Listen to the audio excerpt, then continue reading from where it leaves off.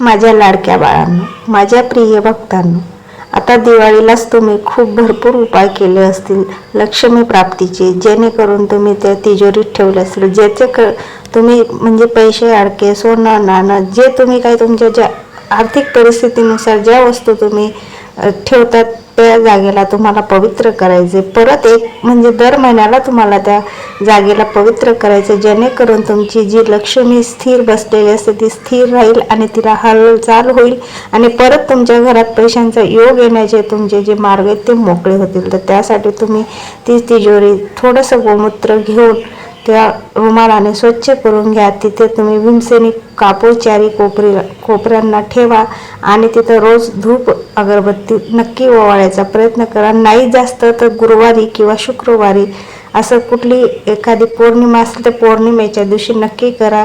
दर पौर्णिमेच्या दिवशी त्या वस्तू ज्या असतील तुमच्या तुम्ही देवघरात ठेवा, धूप दीप लावा, श्री स्वामी समर्थाय नमः एक मंत्र जप बोला, परत तारक मंत्र बोला आणि म्हणजे सर्वात महत्त्वाचा मंत्र ओम नमो भगवते वासुदेवाय नमः आणि श्री महालक्ष्मी मातेचा कुठलाही एक मंत्र, तुम्हाला जो मंत्र येईल तो मनोभावे बोला आणि त्या वस्तू धूप दीप लावून तुम्ही त्या तिजोरीत परत ठेवा आणि नेहमी करत राहा, जेणेकरून तुमच्या तिजोरीतीनं स्वच्छता राहील आणि पैसा लक्ष्मी माता टिकून राहील. सदैव तुमच्या घरात जी गरिबी ती हळूहळू कमी होईल आणि तुमच्या घरात पैशांचा योगायोग कुठून न कुठून येत राहील.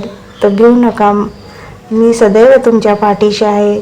आणि कमेंट्समध्ये श्री स्वामी समर्थ लिहायला विसरू नका बाळांनो.